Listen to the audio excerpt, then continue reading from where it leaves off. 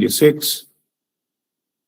So let us start our today's learning session, and today is session number 282, and the topic of discussion is 7 stages of human life.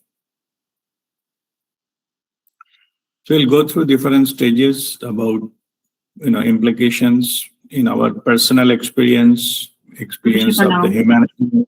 Pranam Madhu. Experience of humanity or human civilization as a whole. So it is all in the individual human race, humanity, as well as our personal experiences in each life that we will discuss today, and so that we understand that what are the level stages and how we so-called progressing, how we are, which direction we need to go. Those will be clear by today's discussion. So I'll try to make it, simple to understand. There are many new members. I don't want to go into too much into the spiritual detail. I try to stick to the normal common understanding of the thing, so that it is everything is understandable and co-relatable. So that that is the purpose of choosing this topic. All right, as you see that I have posted that 7 levels. So first is, what is the need? Okay, first we have to understand the human needs. Human needs is the first one is definitely survival. We need to survive as a human race, or just like a alive person. We need to survive so that we can do rest of the things. First is about the survival of that thing. There are a lot of in the world, there are a lot of risks and not a lot of dangers. And earlier, when humans start their earlier like prehistoric stage, that the caveman, and that when the human, even before human civilization, but human, when they started onto the planet Earth, they were cavemen, and they're just they have to survive themselves from the animals, from the different types of natural calamities and different type of natural forces and things. From there, that human race, they started their journey. So in that, the primary factor was for just survival, and they have to hunt to get hunt the animals or birds to feed themselves, and maybe they have to get fruits or vegetables from the forest and to get them. So that is the initial stages of the caveman or something. So it is just simply, they have only one goal: to survive. So that is the thing, man. The so-called civilization part came later, when they start learning about the agriculture and try to domesticate some animals. And from there, the civilization so-called started. They to living in the groups or the villages, so that again, that is a survival instinct. So in a group, they are more powerful and they can protect, or somebody can do other job and some people can protect. This kind of thing. So they used to, again, the hunting and the agriculture, they started growing some kind of thing. So that is their human race initial journey. So, and then the wheel was, they invented, and then the civilization start moving. Yeah. So then we know all this kind of story. But what basically I'm saying, it is all started with just a survival. We need to survive as a species. So that originally it was survival, and so as the need of everybody else's, our need, even in the modern era, human need first is to survive. we have to protect ourselves from. Now the things are very, very complicated. So not only protect from there are less risks than animal and things like that, but natural forces, yes, floods and other things are there. And then the technology brings a lot of risks of like electrocution and things like that. So those are there, were hit by a vehicle and this kind of things. Like civilization had its own enhancement of the risk. So we need to survive from all those things. And also just to survival doesn't mean that not to fall into accident or in danger, also to means carry on living. So for that, here we need to earn money. So, and we have to need a shelter to things, and also we need food for us, our family members. So these are the part of survival. So in that sense, that what is called the roti kapra makan. So these things are the basic needs of the survival needs, all of us, even in the modern era. So that is the first thing we need to meet. And to those things comes from our survival instincts. Yeah. So, addressing or minimizing or averting the threat is one issue. That fight or flight, that is inherent, it comes. But I'm saying apart from that, just to normal living also, we need all those things. The needs are basically there are something called Maslow's principle. Like they have the hierarchy of the needs. Like this called need pyramid. And the bottom level of that pyramid is survival. That roti kapra makan business. Yeah, so that is the Maslow's law or Maslow's principle. You can Google search and you get it. What are the details if you not already know? So there is a pyramid kind of thing, and the bottom is the survival. So unless until you survive, the rest of the thing doesn't make sense. You need to survive. Yeah? That is still there. Only thing is, depend upon the era, depends upon the civilization, depend upon the technology, depend upon the many all other things, society and developing things. The mode has changes, but we need to survive first. Then nothing else matters. Because if you cannot live and death comes, then nothing of this makes sense. No? So that is not the thing. So not only that, there are complicated diseases developed over the period of thousands of years. Many types of diseases has come, and also they try to control them, the vaccination and things like that. All these are process just to survive. So I think this is clear. That is not complicated to understand. That first thing is to survive. That survival instinct is there in all of us. So as we have the civilization has also given us a lot of tools to protect ourselves. So we use the tools. So the tools may be something physical, like some building, some house that it is not easily falling down or not very, it's a robust, so that not a small rain can have our threaten that existence of our home and things like that. So we have developed that technology to do that. And not to risk ourselves too much. A lot of other kind of protection we have developed.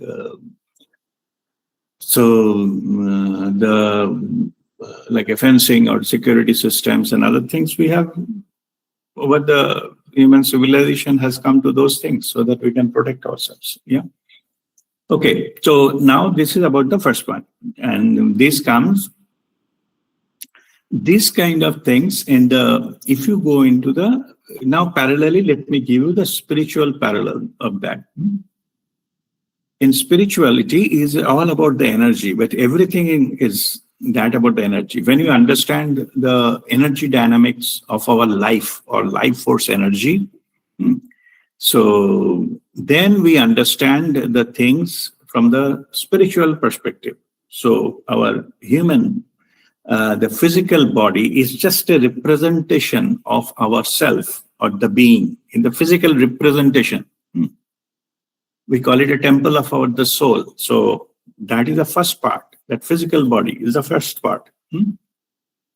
But what runs it, the life, that is what the spirituality is all about. The soul consciousness is all. So we are not only with the body as a physical, is a physical entity, it is also runs. So to running, it needs energy.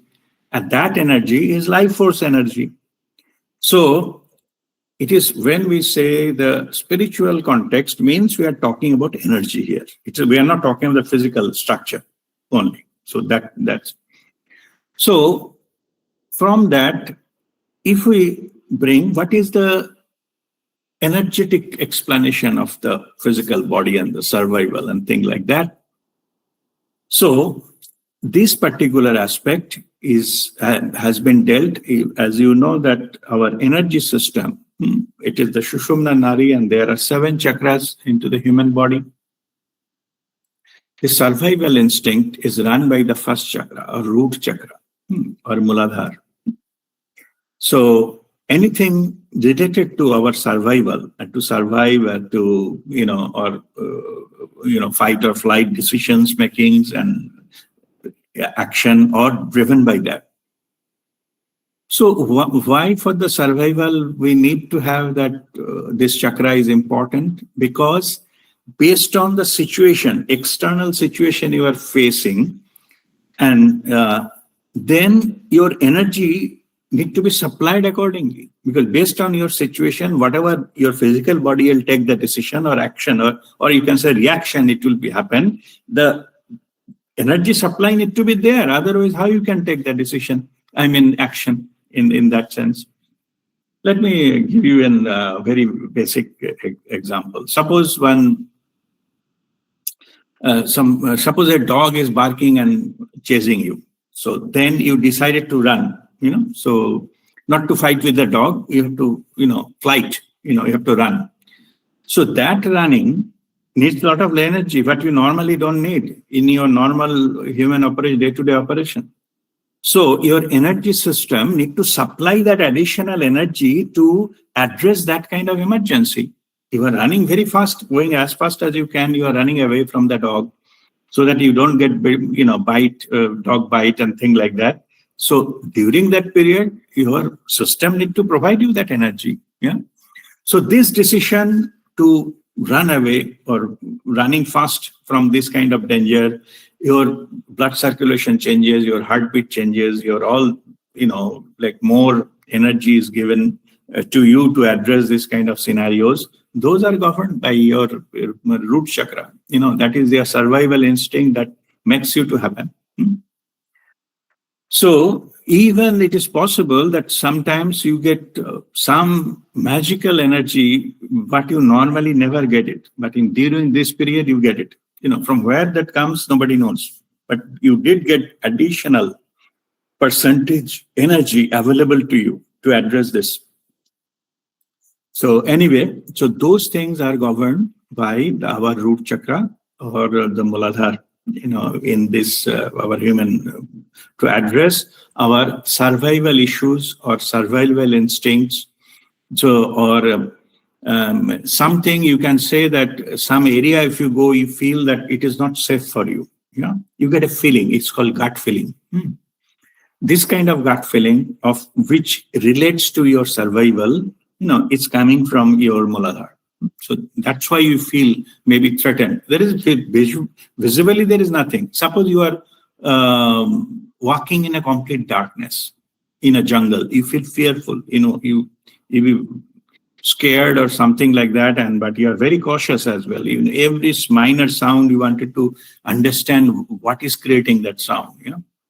So this type of things. So that is the time your survival thing has been activated. Because your external situation is threatening. You feel fearful, like whether there is a genuine reason to be fearful or not, that is not the question. But because you cannot see your normal area of, the way you operate, it is not available there. That's why you feel threatened. Because most, like a deep-rooted fear of the human being is a fear of unknown. Okay, so that is the fundamental fear. So if you fall into that category, a predominating part of your energy, that time it will run, is through your gut feeling, and that is the time your root chakra is operating. And that feeling is the feeling of that fear or extra cautions or extra alertness and all those, just to protect yourself. Those comes with it. All right. I think the first part of the survival, it is well understood. It is survival. It is started with as a human race also, just to survive so that they don't get eaten away by the animals, or go with the flood or die in a thunder, those kinds of things. So human race has to understand how to survive and all those things. And this gut feeling, that instinct, they make them to survive as a race and going forward in the generation. So that is how it started with a human race, and that is even in our life, that is a basic thing. We need to learn how to protect ourselves. So these are the comes as an inherent thing. And as I said, that energetically or to spiritually understand this kind of energies come from our root chakra.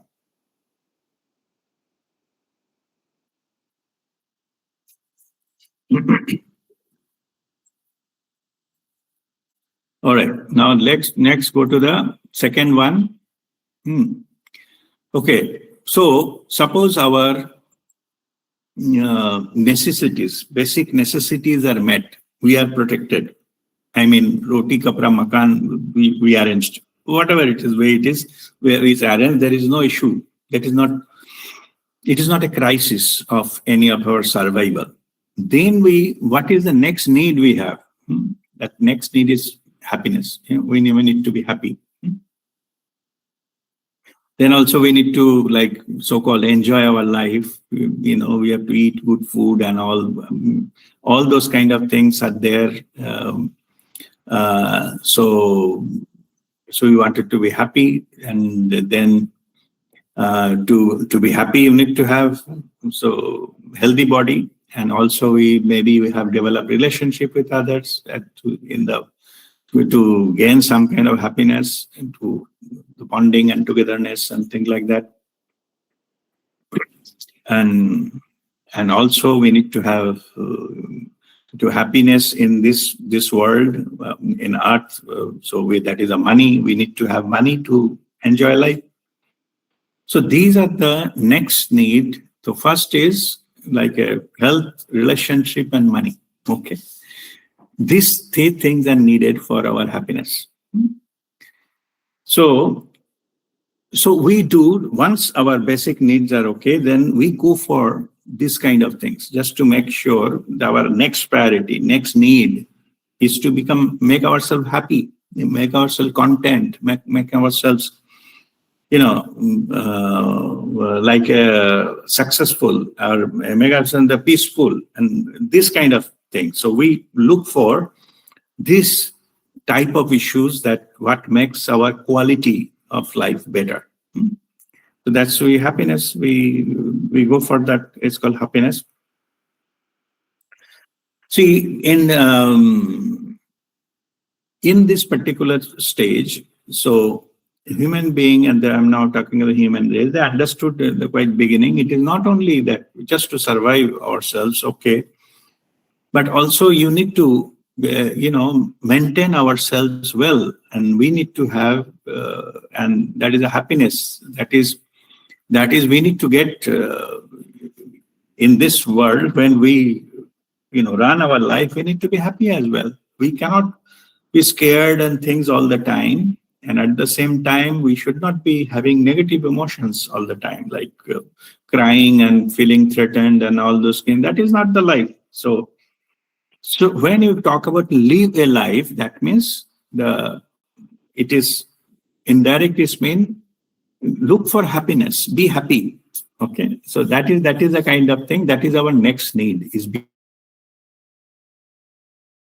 happy. So this happiness, and as I mentioned, we look for these three areas.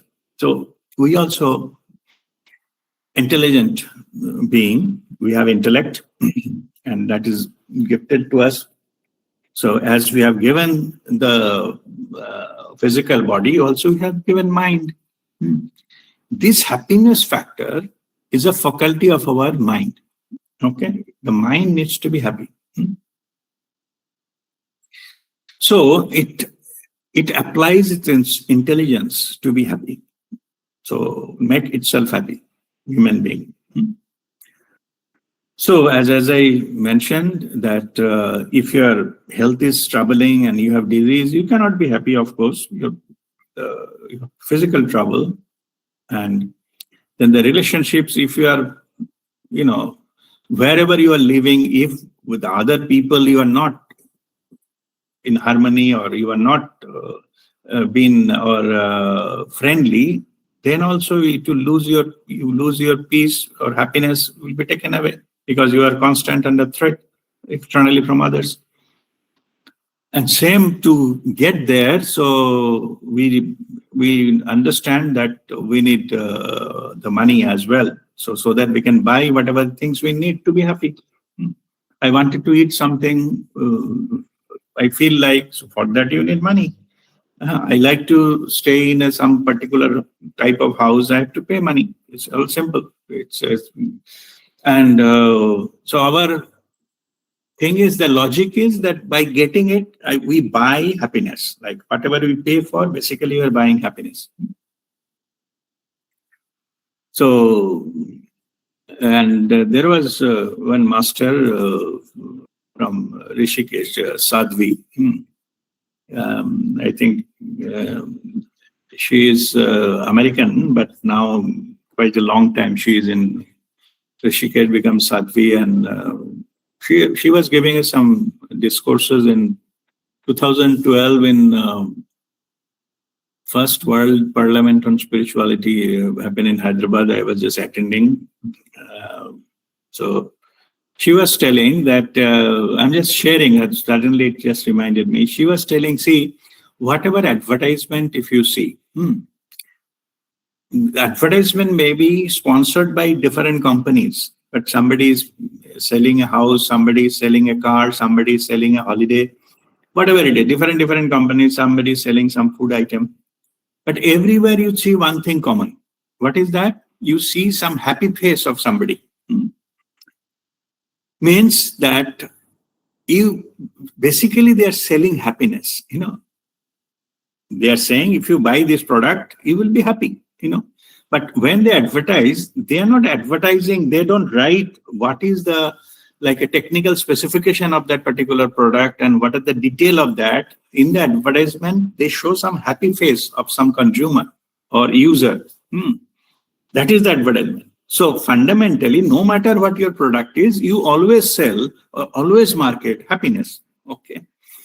This happiness, why they are selling happiness? Because this is our need, that is the second level, happiness. Anyway, so if we understand that, so this is the thing that is our second level. It is our fundamental need. We need to be happy. And whatever, most of the things we do, that we do for our own happiness. If you see our lives, most of the decisions we take, that is for our own happiness. Otherwise, we could not have done that. People may argue, suppose I have sacrificed for somebody.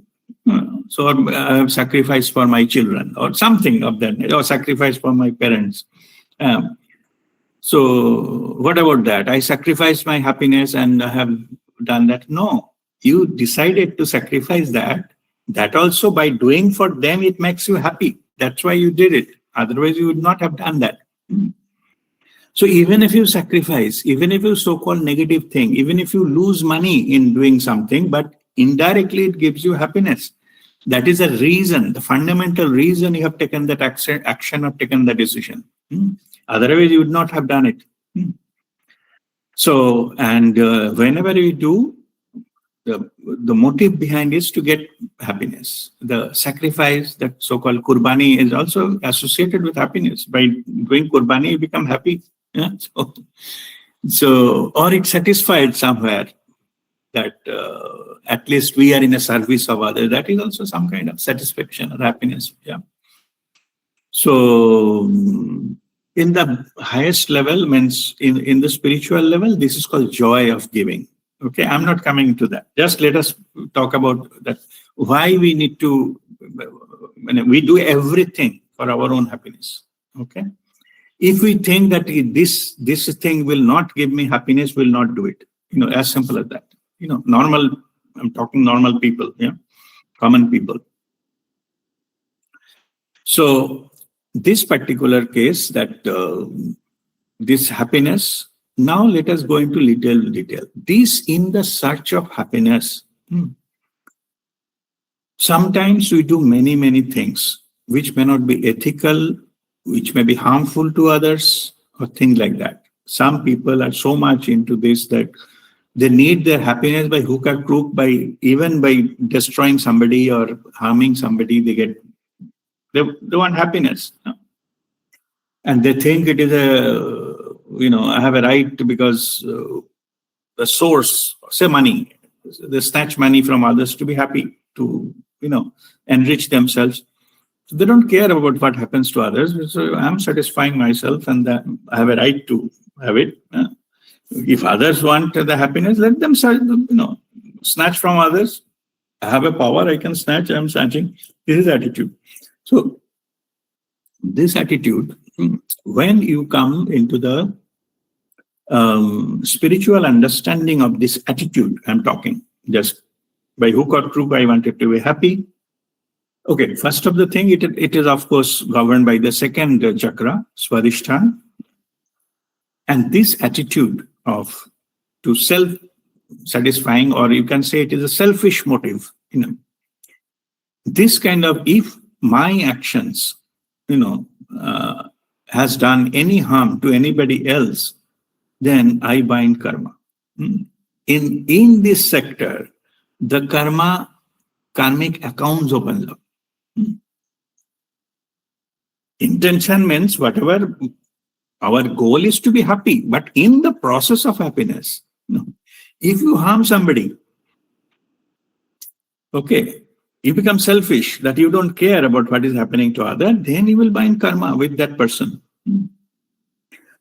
So in that, then it opens up a spiritual level, that karmic account, that you need to settle. So I'm just mentioning it here because a lot of us, we are stuck here. In the name of happiness, we did something which harmed others, and we open the karma, and we have to come again and again, take birth again and again, when all those things are energetically repaid or settled.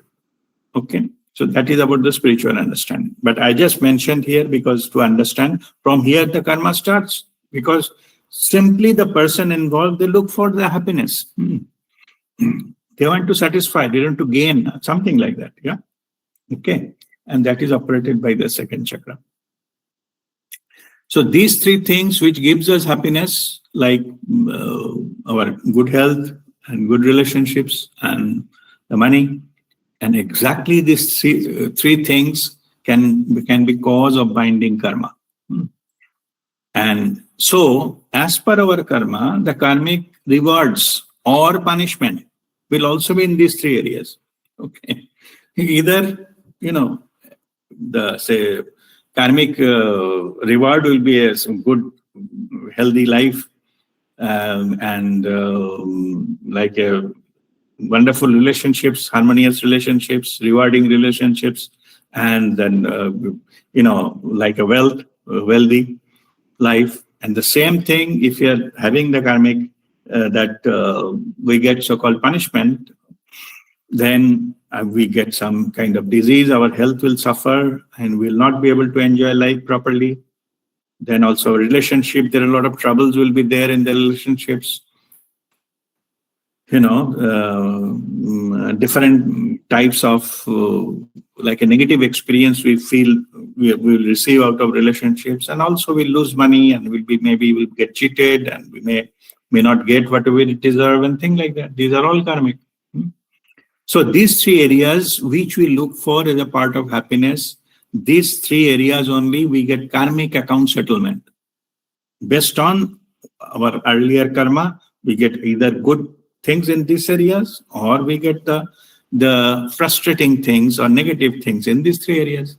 Okay, so these are all at the level 2, second stage in the happiness. Another important factor is in this phase, we also get into the addictions. Like if you see that somebody is alcoholism and the drug addiction and all, these are also in search of happiness. They fall into that kind of trap when the external life there, it is not as simple to be so-called successful into this life. And when they don't get it, they fall frustrated and they take easy way out into that, these kind of things.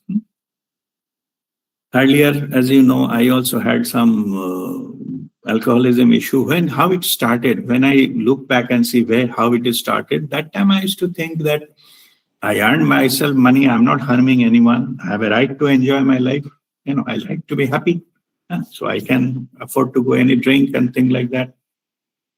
This type, and that time the hobby was, that time I used to stay in Mumbai. Yeah, so, and I used to, that time I was a bachelor, work in the Middle East, and I used to do on-off duty, like 70 days continuous duty in the middle of the oil field, and the 21 days, it is fully paid off period leave, and they have get an air ticket back to Mumbai. In fact, I used to get my ticket up to Kolkata, but I used to take a break journey in Mumbai and come back from there, because I have a flat there, apartment there. Anyway, so that time, you can understand, when I used to work in the Middle East, that time I was in Oman, in the oil field. So everything, when you stay into that site, everything is paid by the company, like your staying, your food, even like a soap, towel, everything is paid. I mean,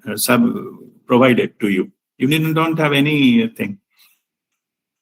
So when I used to go to that the Mumbai, my pastime was, I had some car with a driver, had. I used to go 5-star hotel hopping. I used to visit the 5-star bar of Hotel 1 to, Nariman Point, to Kapad and things like that. 3, 4, 5-star hotels. I used to go and have few drinks there, go to another thing. And finally, they dropped me into my home. My driver used to drop that was my pastime. So that time I say, I'm not harming anyone. I'm earning. I have a right to spend on myself. I have a right to be happy. I'm saying the psychology. Okay. I'm not glorifying it. What I'm saying is, from that what started, that I was thinking, I'm earning, I'm not begging to anyone, and it's my life. I can do whatever way I want, and things like that. So this is how it started. What I'm saying is, in the name of happiness, this kind of addictions also come. Different people may develop different types of addiction in this particular area in the name of happiness. They justify themselves, and this justifying themselves, you can remember, I just wanted to remind you, because all of you are years into the spiritual path, how our ego controls us. Three things, 3 ways. First is, it creates some kind of doubt in our mind. It creates some fear in our mind. I'm not going to these 2. Third one, it logically convinces us it is worth doing. So that time, those decisions that I have a right to enjoy my life, my ego is telling me, you have all the right to enjoy. You are earning and you are these things, and whatever best life can offer, you should enjoy. This is typically an ego thing. Ego-driven happiness. Means happiness is something abstract, but ego shows that is the way to be happy. Anyway, so I have been understood. This is the things has been, in the name of happiness, we do a lot of things, and and our ego also comes into play here, and whatever things we do and all, because of our own happiness. This is the second need of our human life, human existence, and things like that. So, an ancient time also, by the way, let me go into the human race part. The personal part, I'm sure you understood what I mean to say. Earlier days also, when they started living, together, like a village or something like that, so they also understood they need to be happy. I'm talking the maybe prehistoric the people and all those things. That is the time they have developed a lot of what is called creative things, like a cave painting, like a singing, and even some kind of festivals as a group. So they can festival of, say, like a what is called that end of the rainy season, that there is a festival and things like that associated with nature, good weather and things like that. That is this kind of thing. So this particular aspect, they came from there. This is the way the happiness is there. So they, of course, socially they got married. So marriage become a social function, and the happiness, there's a happy function. So then newborn childbirth is also a happy event, and everybody all they gather and celebrate and things like that. So it is from the prehistoric stage, this kind of celebration and all those things is a part of our human race. So we all, is getting happy and into this. And by the way, I was earlier talking about alcoholism, and this also started that time. Yeah?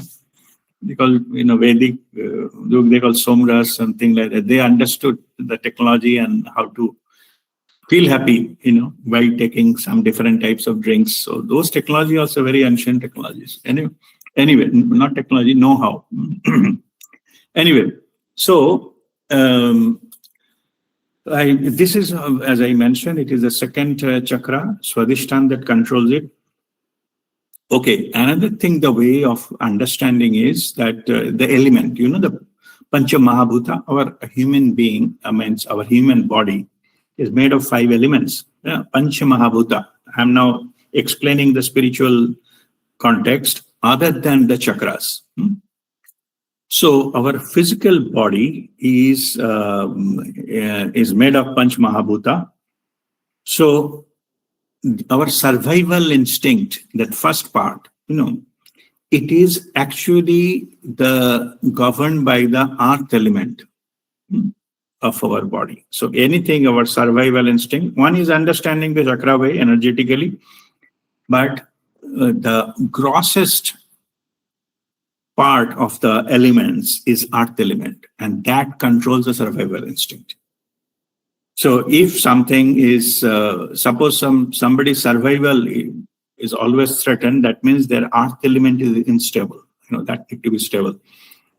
So 5 element balancing, that we have earlier talked about, and the sound and all many other ways. The masters, they know how to deal with it. So if somebody there, the survival is at stake, so that means they need to balance their earth element into the body. So I'm just telling them. I will talk about all other levels with the different things. So what about this happiness part of it? It is a water element, and that is why it is little bit fluid and governed by the mind part of it. That it flows, and that's why the thought never stops. Always keep coming in our mind. So that is about our happiness is there. So in other words, happiness is a mind construct. You want it to be happy. At what particular state of mind is called happiness. All right, and that is governed by the water element. So that is there. So now let us go to the third one.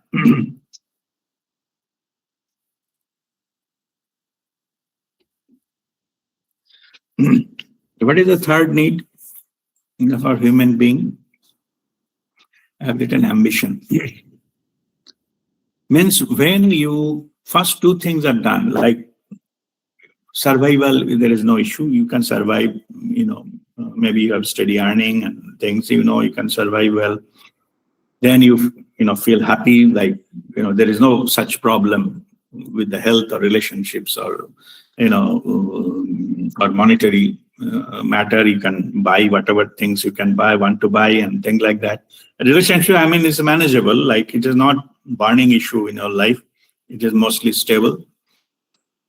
And your health is active and working okay. So in that, under that, there is something else comes that drives us. And that driver's seat then takes by our ambition.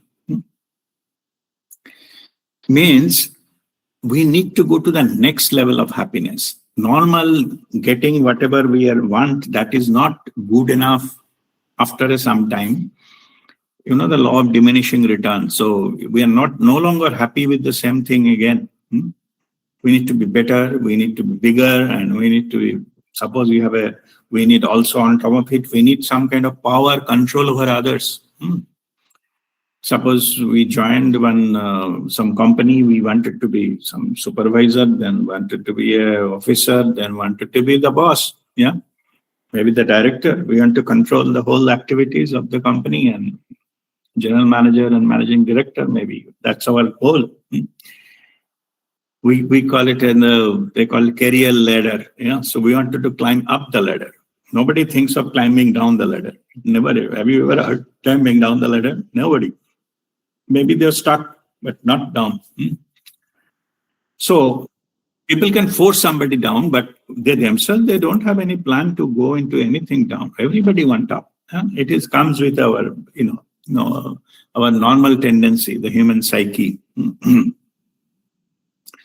So also we have our own things, because we are intellectual being, we use our intellect, to go into the better version of ourselves or higher level. These are driven by the ambition. And this is actually like we get a promotion, we get a better or bigger house. And so it's no longer limited to whatever we have, we need more. Suppose our earning capacity, we need more earning capacity. Living standard, we need a better living standard. We are controlling something, we need a bigger control. So higher control and authority and all those kind of things. So these are driven by our ambition. The human ambitions are there. It's a built-in. It comes, that is a need actually. It is the third level need. Once lower two levels are met, then we look for those ambitions. And we do a lot of things, put a lot of efforts to be there. In the society also, we become someone so that we are distinguished. We cannot be Aragara Nathugara. Okay, so we wanted to someone. So here comes either you wanted to get more money than others, earn more money than others, or you want to position yourself in society better than others.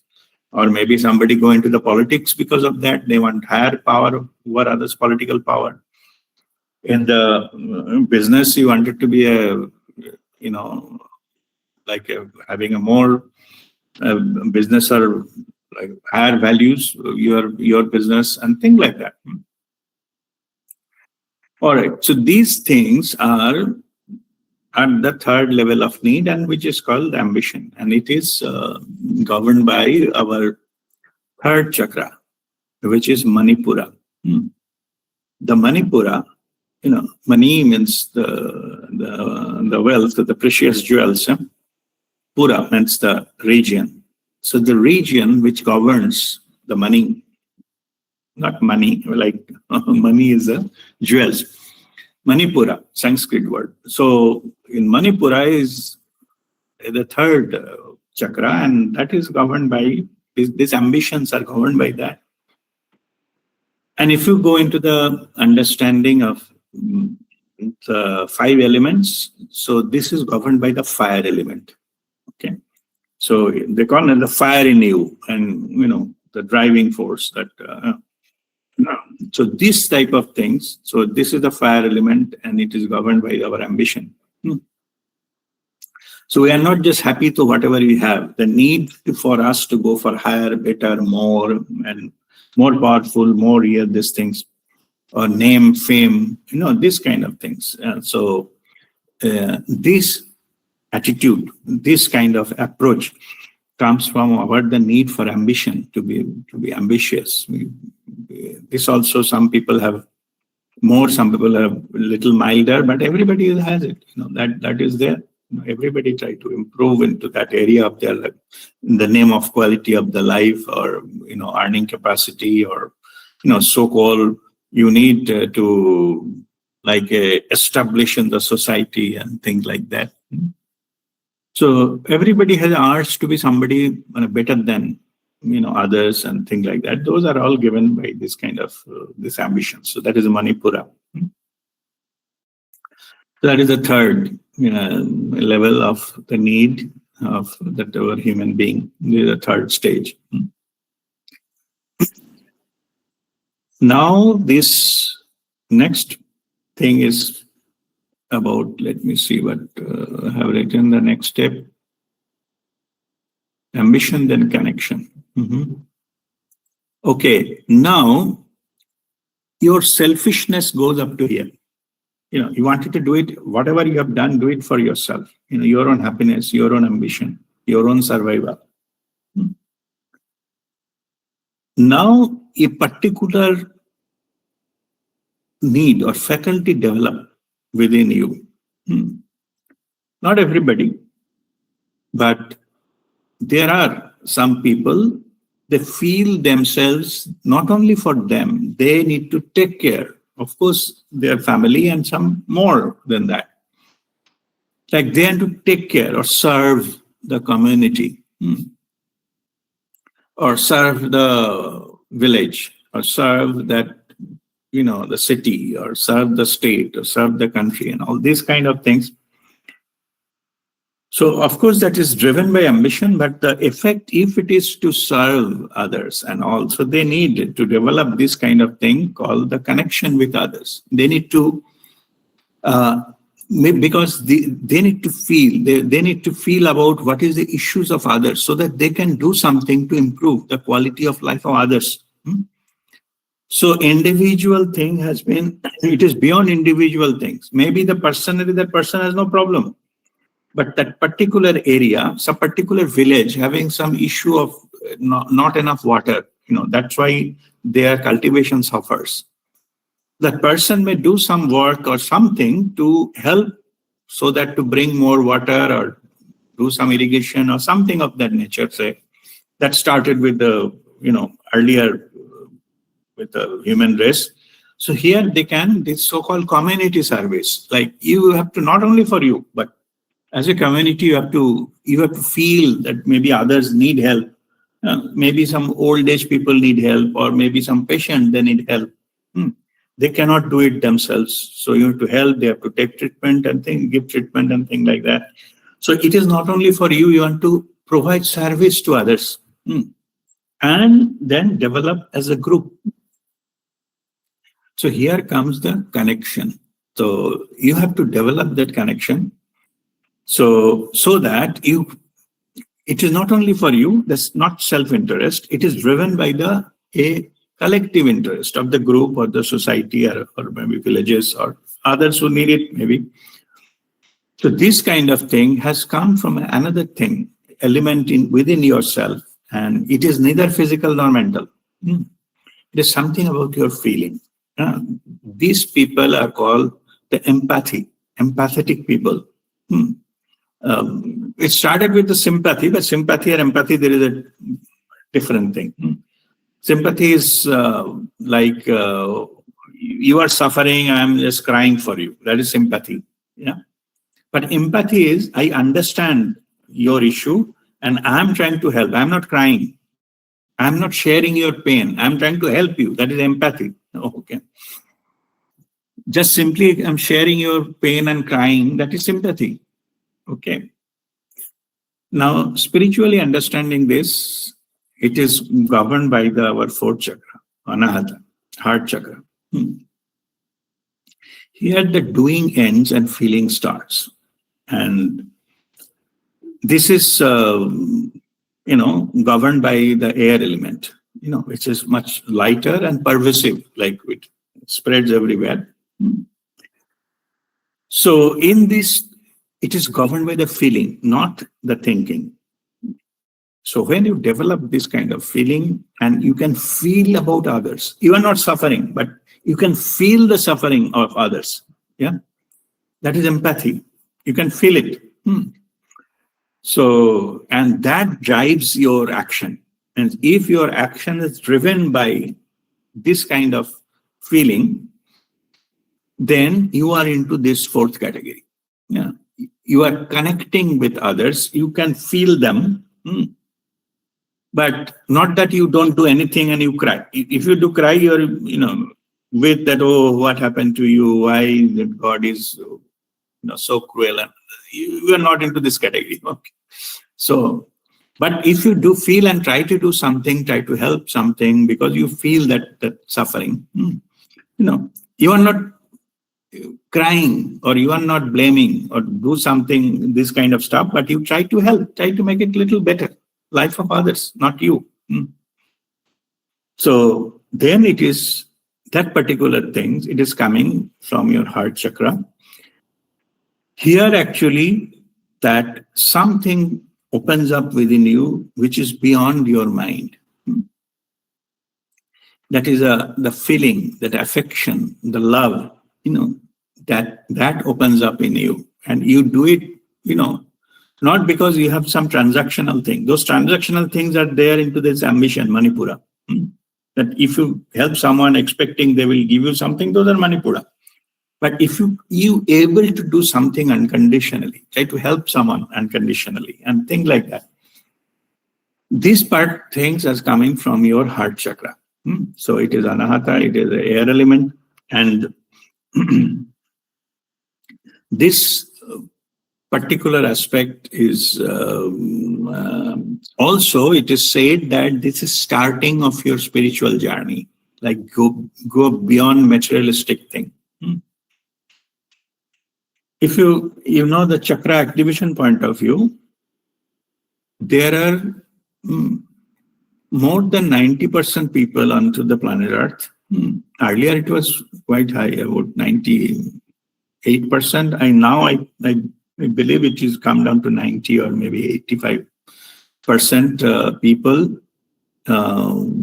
Means the top part has been increased. Why? Because they become spiritual. This part they have understood by different means. Earlier, as I said earlier, it was very high. Say 90%. 90% people still now on planet Earth, they never had any of these kind of experiences. They never had any spiritual experiences. When you talk about spirituality or thing, they think you are faking, you are making story out of it. And there is nothing like that. Why we have not seen it, we have not felt it, we have not, if that is the case, then why it is not happening in our lives? Why I have not got it? The answer is the 90% of the people, the chakra activation happened only up to the third Manipura, not beyond that. 90% of the people. You cannot have any spiritual experience if your heart chakra is not open. As simple as that. For us, who understand the spiritual things, it is very easy to explain. All of you understood what I'm talking. But for them, what they never experience, they will not understand.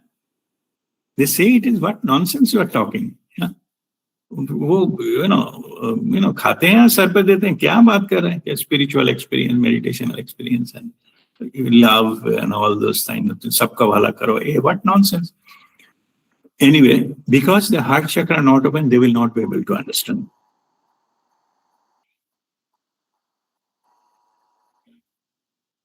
Missile alert. All right. So they will not be able to understand this particular aspect, that why people are talking something. Some people that you are hallucinating. Some people they think that ganja pe kya hai kya? But what you are talking nonsense. They cannot understand because they never experienced that. That is true. From their angle, if you see, it is true that it is not, for them, it is not a practical scenario. Somebody are talking about some kind of imaginary stuff. So that is what they think. All right. Anyway, so this is about the 90% people, but I should say that fortunately, those who at least accepted that there are something more than this, just a physical existence. Because this Manipura has been hit by many, like ambitions have been crushed by many people. And even somebody going to the other extreme, name, fame, and all those things, wealth, everything they got, but still they understood there is something beyond that. It doesn't satisfy them. Yeah. Then they start looking for what is it that is beyond, all this materialistic, the lifestyle or whatever, name, fame, and all those kind of things. Then they start looking for something, and those something lead them to spirituality, and the spiritual journey for them starts from there. There are many other, others like us. Maybe something has happened in our life which brings us back to the drawing board. Means we are going ahead with certain, concepts, certain ambitions, certain things in our life based on our experience and things like that. So then what happens is that suddenly something happened. We realized none of our tools are working. Whatever maybe earlier 10 times it worked, but not this time. What went wrong? We don't know. Then start looking for answers, and then we say, okay, whatever we did so far was not, not good or not good enough. There are something more than that. From there, that becomes, we call it triggering event in our life. From that, we start searching for the meaning of life, purpose of life. It can happen with maybe a great loss, maybe somebody near and dear one in our life, they just, left the body, or maybe we undergone a great loss, or other way around. We got everything we wanted. All our missions are fulfilled, but still we are not able to get those kind of happiness what we think we had have got by achieving those. Yeah. In either way, something, those triggering events makes us towards this direction. And then when we start doing that, we start searching, then our spiritual journey starts, and we call ourselves, not ourselves, like those category of people called seekers. They're seeking the answer, seeking the path, seeking the logic, seeking the reason of the life altogether, the meaning of life. Who am I? What I am doing here? And these kind of questions, when you start asking, you are walking. That is the starting point of your spiritual journey. Okay. All right. So, and then you truly understand what is the unconditional love, which is being talked by the many, many spiritual people, everywhere. There are only two things, love and light. The primordial energy, which has, created human being. So it is only have to understood these two things, these two energy, primordial energy, pure love and the light of awareness.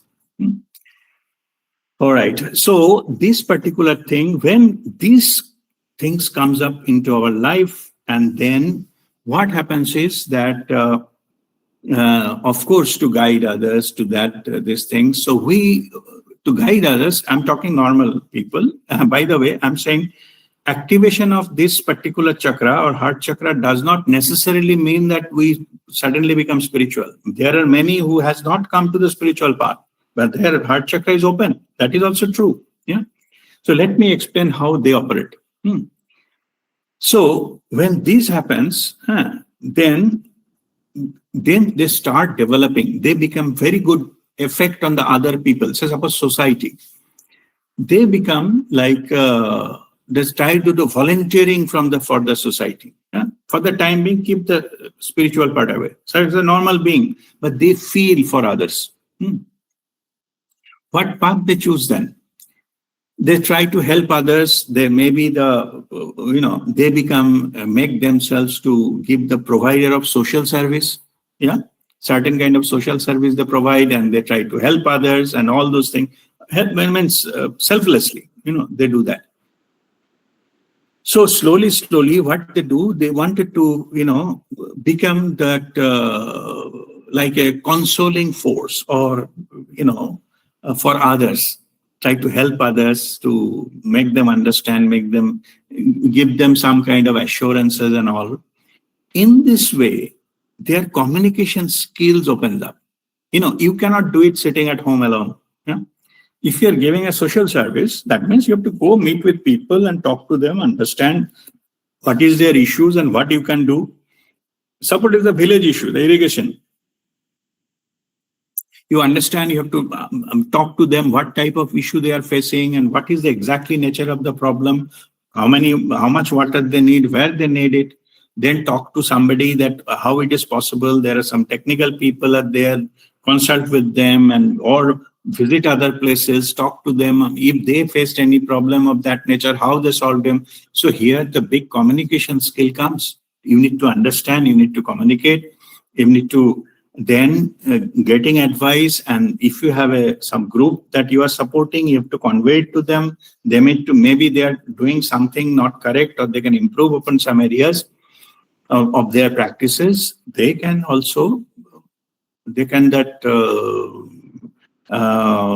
implement them. So you need to be good at communication. Yeah.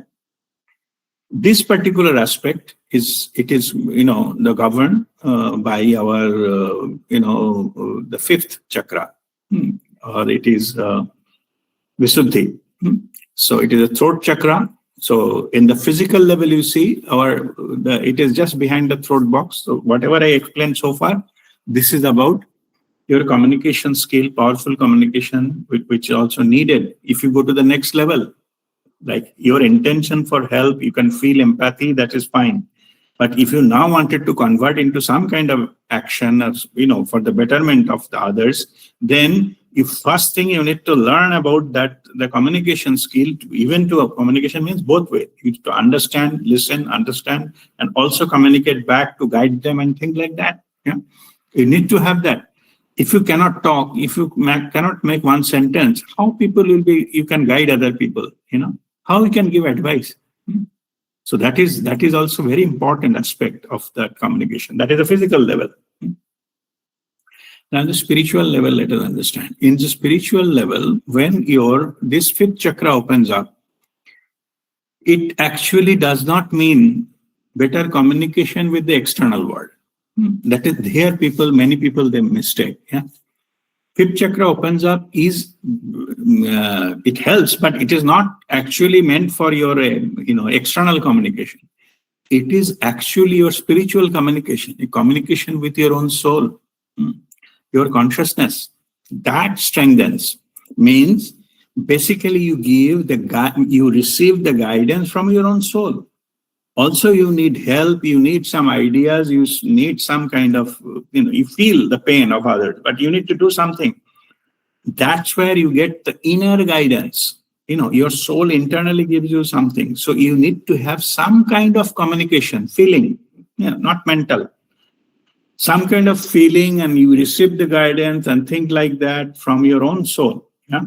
This particular communication aspect has been governed by the fifth chakra. This is the Visuddhi. So that is how it takes place. In the spiritual journey, that is the place you, let me understand what happens spiritually. This is the place you need to get guidance from the consciousness. And you attempt it. Maybe sometimes you get, sometimes you don't get. It is not very clear. Your soul, the communication is not properly established. Many people are practically stuck there.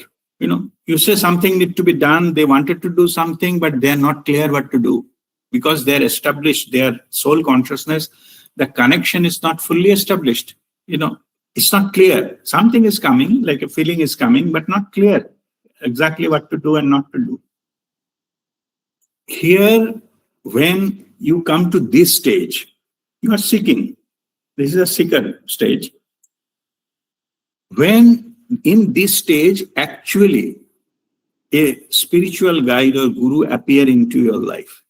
This is the minimum level you need to achieve to qualify yourself to attract a guru in your life. So that guru need to teach you for the next step, like how to actually connect with your own soul, and what are the technique, how to connect, how to then download the knowledge, or maybe step by step to help you to understand what is going on with you. It is not normal. 90% people, they don't support that. And this kind of phenomena not happen. Maybe they will think that you are mad. But at that time, you don't have clarity. So you cannot answer them back as well. Okay. So you are a situation where you need help. And you need help. So who can help you? Who has undergone that process before? They can only help you. And those kind of people who already established their communication with their soul consciousness, they become your spiritual guide or guru. They just walked the path before. That's all. There is no other special qualities. You also have it, but it is not clear to you yet. This process, that is called spiritual awakening, where it will go from there is something out there to complete clarity. Exactly what is being communicated, what type of things are being communicated, what is the advice given by your own soul. So the guru, what will teach you? Nothing but how to communicate with your own soul. It's called inner guru, and that is called inner guru awakening. It's your own soul consciousness.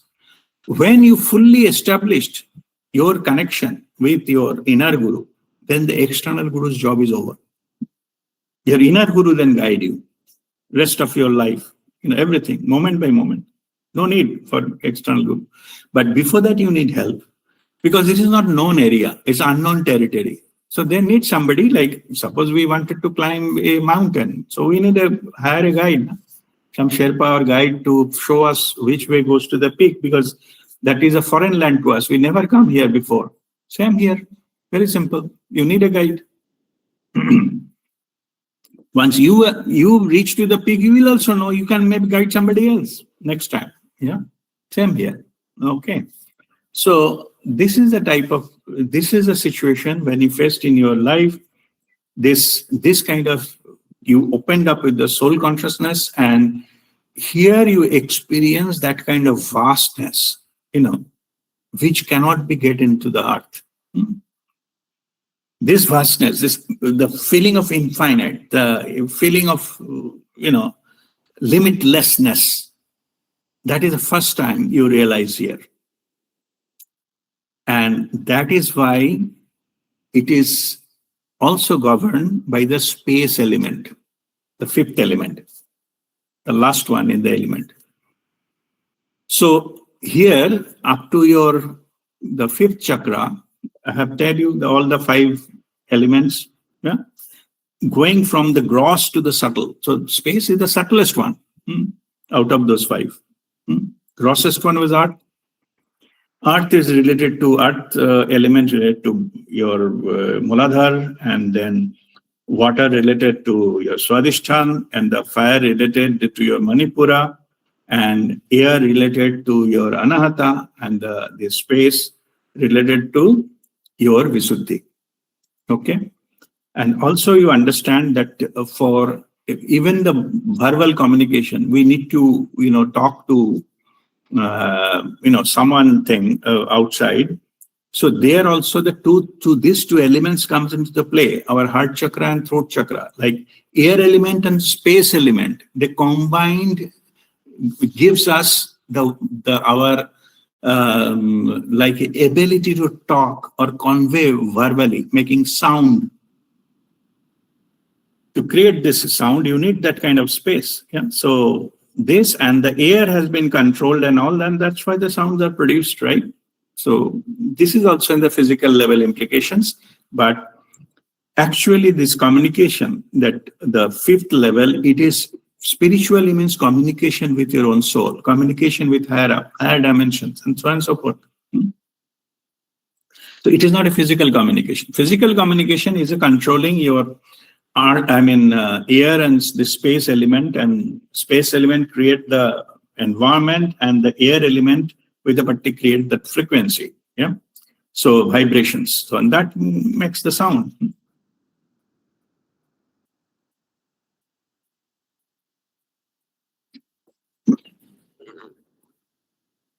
Okay. So now next to the so you understand now up to this is when you reach to the 5th chakra, you have your spiritual journey already started. You started getting guidance, and also when you are come up to this level, your guru will appear in your life. You need not to look for it. It will happen some way or other. It will, because divine knows everything. Basically, your soul knows everything. Your soul will arrange a guru for you. I'm just telling you the truth. But you need to be ready up to that level. Then only, but otherwise it will not make sense. You wanted to climb a mountain. You have not traveled to that thing and go to the reach at the bottom of the mountain. So what is the point of the guide? No? If you're thinking to climb a mountain, maybe someday I will go. What the guide will do? Okay. So earlier stages, that is the case. So that's why no guru, nothing.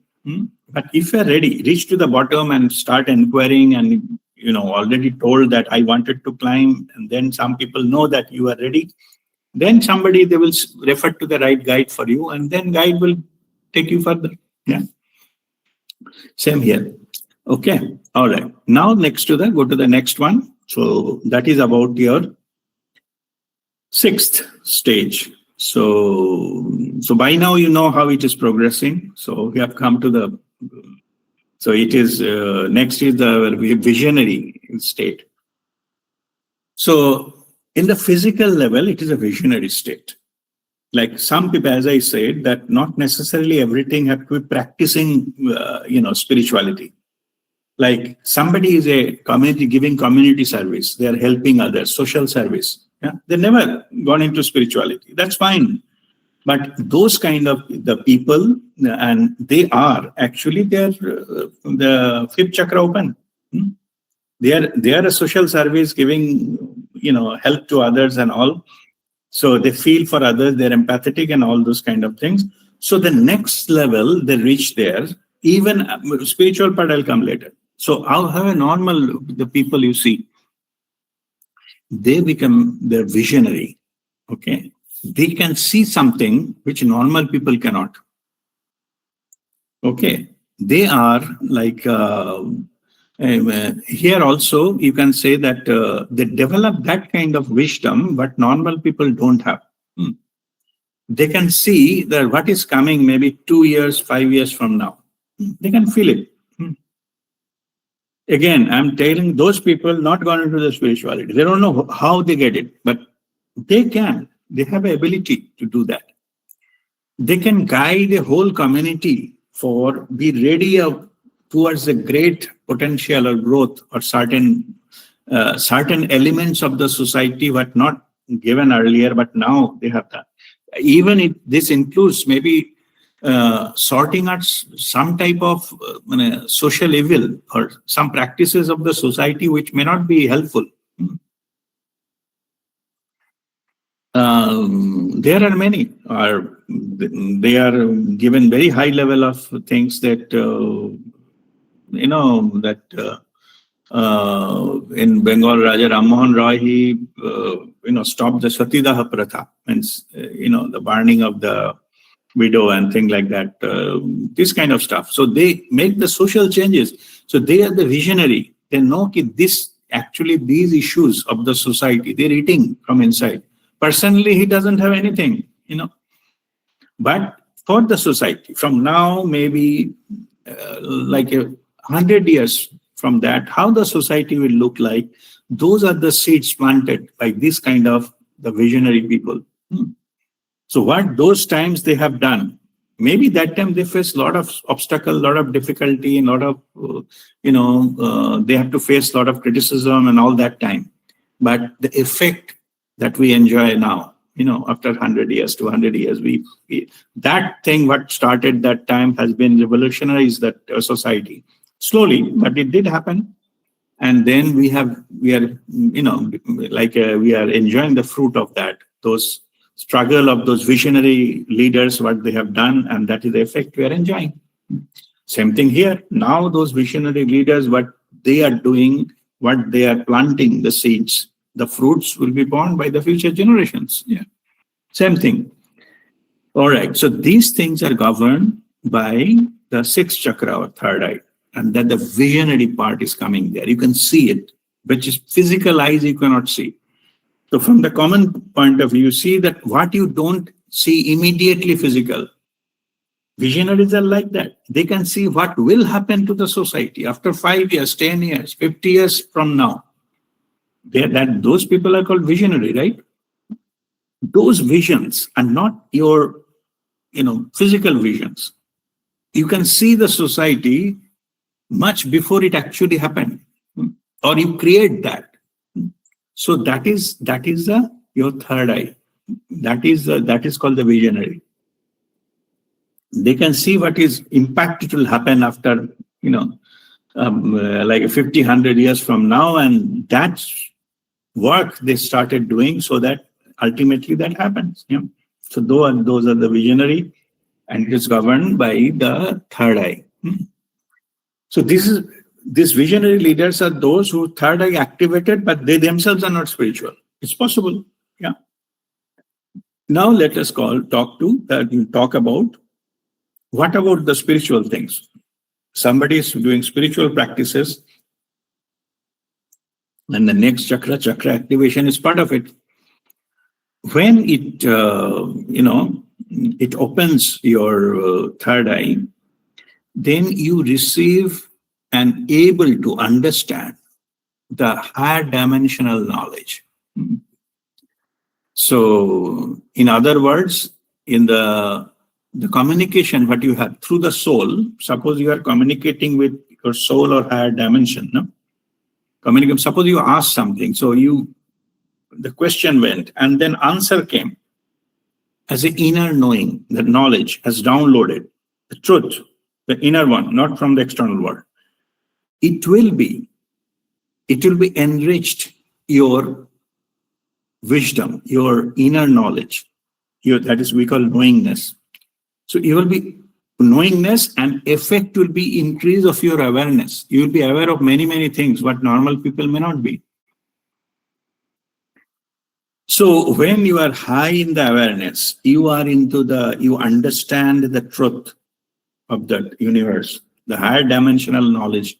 You can download through the communication, you can download. That is how you operate from your third eye. That is actually the third eye activation. If your third eye is active, you can actually, that reflects into your wisdom. Because all your thoughts, words, and actions will be governed by your wisdom, because you are connected. You have that. You have that knowledge. But normal people, they don't have. Or they don't have eyes to see what is truth and what is non-truth. But the wise person who has wisdom, they can see the truth as it is. They need to color it. There's no interpretation. They can see the truth as is it. Accordingly, they behave. Accordingly, they take the decision. Accordingly, they advise and things like that. So this is always aligned with the truth. And this kind of wisdom is much, much beyond karma. So karma has gone long back. So this particular thing it is a karma-free, pure action. Everything becomes pure. Pure thought, pure words, pure action. It's possible if your third eye is activated. It's coming from the wisdom.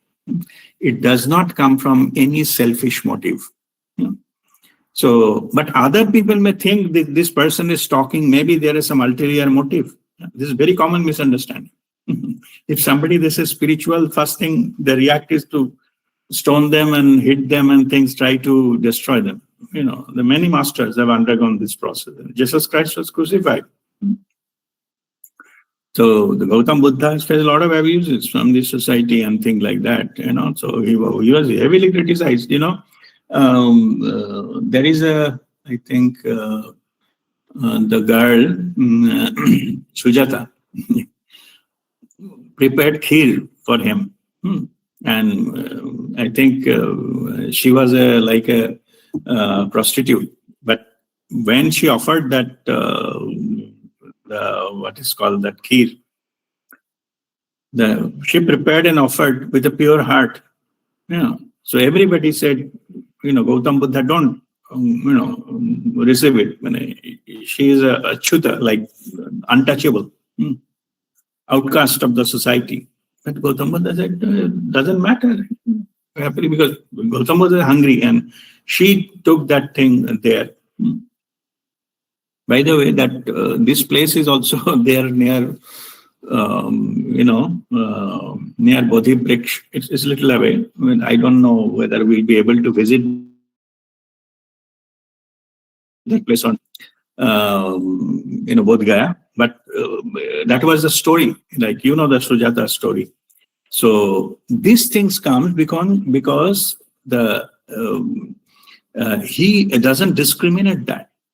He doesn't see the person and their profession and what they did and they don't do.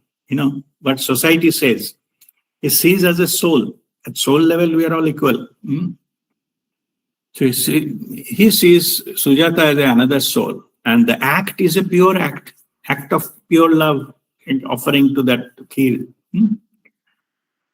So this particular aspect, that shows that the person is operating from the wisdom, the purity, not from the social norms or what society says and how they level to the people. They don't do that. Right. So that is about the sixth, and as I mentioned, it is by third eye. And then the last one is Sahasrar. So when you are fully connected with the divinity, the higher sources and all those things, you can experience your own godlyhood, your own, the oneness. You are fully merged and connected, and your experience completely changes. You are not getting affected by what is happening and, who tells what and all those things. You are into the pure bliss, because it's fully blissful, blissful, joyful state. And that is your enlightened state. And that state is called enlightened living.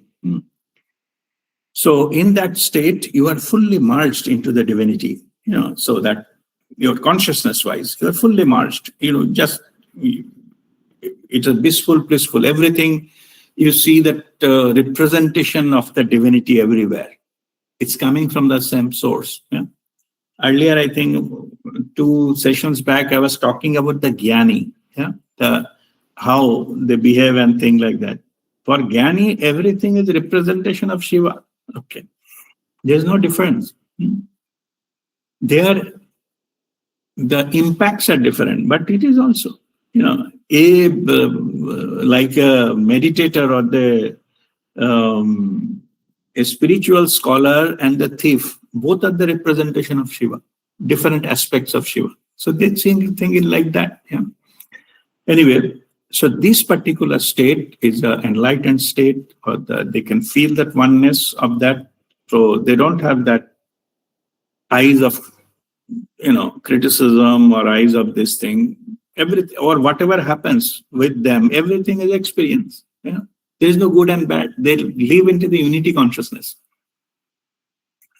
Everything is like part of the experience. Day and night are equal. Like equal means good day is better, night is bad. No, nothing like that. Day is one expression of the nature, night is another expression of the nature.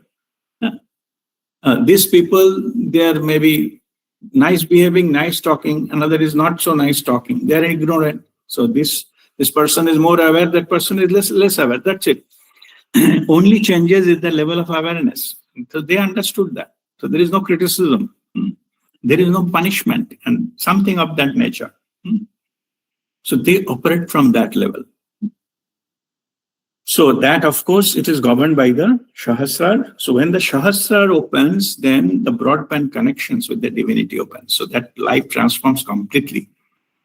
And the day when that broadband connection established, that is the day of enlightenment. Okay. And it is irreversible. Somebody cannot go back to the state where unawareness, like cannot be a normal people back again. They can stay there. They can stay there, and they can, if they do some mistake, they call Vrashta Yogi, they fall from there, but they don't be so-called normal again. It's not possible. So, and that Vrashta Yogi means punishment is much, much bigger, because they are aware, but still they did something which can, they get a great, different level of punishment. But anyway, let us not go into that. So that is that life. So when people reach to that stage, the two further way they live rest of their lives. Some people, they self-realized. The full connection is all these things. And then they become like so much blissful. So they isolate themselves and they enjoy that state rest of their life. Yeah? And they express themselves different way, maybe singing and bhajan or whatever. Yeah? These people are called mystics who are self-realized. They have all the connection. They can download any knowledge at their will, and they are blissful, full of joy, inner joy. They are called mystics. Out of those, there are some who chooses to, out of compassion. They know, as I said, that 90% of the people has never gone beyond the third chakra, the Manipura. They don't have any experience. So they think it is their human life and it is their so-called responsibility to guide others, to show the path, show the light, show that there are further there. This is not end. Life is not end there. Also the karma, why they are suffering, all this karma things and all, because they don't know. For them, whatever they're doing, and they means this normal people, whatever they're doing, they think I'm doing the right thing, but still why I'm getting punished? Why I'm suffering so much? Why this thing happened? Main to kisi ka kuch nahi bigara. So those confuse them and make it life painful. So they come back to the society, the same level as those others. And they try to guide them, they to show them light, them, give them understanding and all this kind of thing. If they're interested, guide them further on the spiritual path and help them to grow. So those interested, they don't impose their view on anyone else. If somebody is not interested, it's okay. They know that the time has not come, that's all. Okay. Who am I to change somebody's timing? Everybody has their own guidance, inner guidance, soul. When they are ready, they will be. So if they are ready, they will support and guide further. These people, they are mystics already, means they are enlightened beings. Yeah?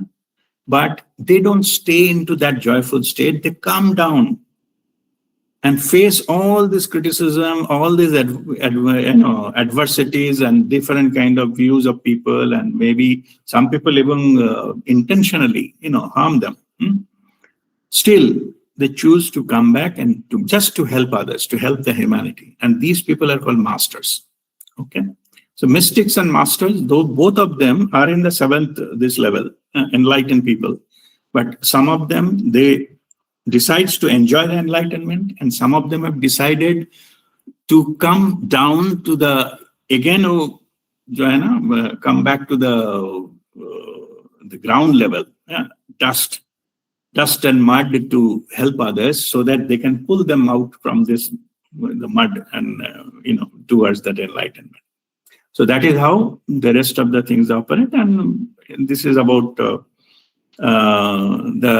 opening, activating of the seventh chakra. And when they open, the seven chakras are open, that the energy, then gets in the free flow. Like when it happens during at the time of enlightenment, that energy, the Kundalini energy, which it goes to the free flow, like shoot up much above that seventh chakra, and again come down. It's go all through, even go below the root chakra. There are a lot of other, above and below, there are a lot of other chakras. So anyway, they run through that like up and down, free-flowing energy.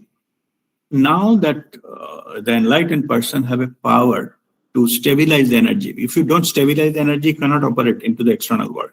As simple as that. And if you cannot stabilize it, it is possible in practical level, you will look like a mad. And those type of people called mastram. Anyway, let us not go there. So you need to stabilize it to operate into the external world. So they have, most of the masters, they stabilize it in heart chakra, and they, out of compassion, they work. And some people who like to teach others, guide others, so they stabilize it into the third eye, that energy. So they operate from that wisdom, so, and that's why if you talk to them, they don't need to, study and read books and getting ready for anything. You ask any question, they have give you the answer from the connection, the They don't need to study and all those kind of things. That is how it is, but they need to stabilize. So if somebody is, you can say that those are the mystics, they stabilize in the heart. They be there and from they operate, but the masters who like to interact with others and all, mostly they stabilize in the third eye. So that their communication and the guidance and all that makes sense to others, and that's how they operate rest of their lives. All right. So with this is the seventh stage. By the way, I was talking about the 5 elements, no?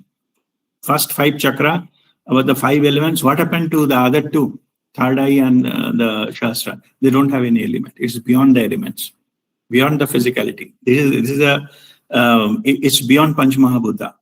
Okay, it is an awareness level. It is not those 5 elements. 5 elements are needed to create the physical universe. Okay, in the physical universe, those 5 elements are there. But these things, your like a third eye and the crown chakra, these 2 are in the awareness level, in the subtle level. They don't governed by those 5 elements of the physical universe, because they belong to the higher universes, higher dimensions.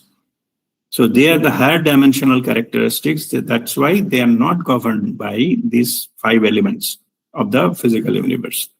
Okay. With this, I'll conclude today's session. So if you have any question, you can raise your hand and ask me.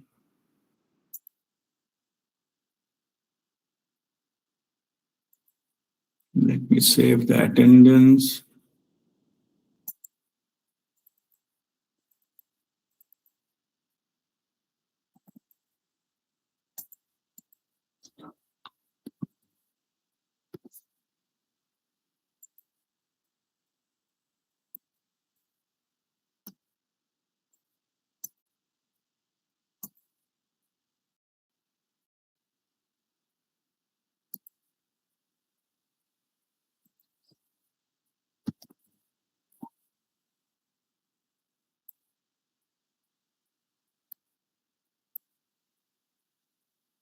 All right. Anybody, any question?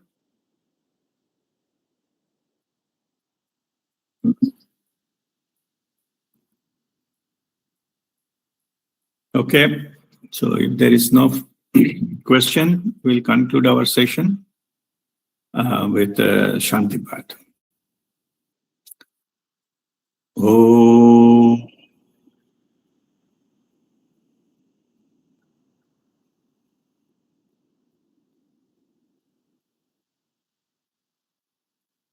Sarvesham swastirbhavatu.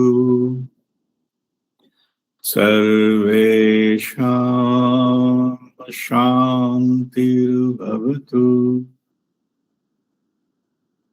Sarvesham purnam bhavatu. Sarvesham mangalam bhavatu. Om Sarve bhavantu sukhino. Sarve santu niramaya. Sarve bhadrani pashyantu. Ma kaschit dukkha bhag bhavet. Om Shanti, Shanti, Shanti. Om Mangalam. That completes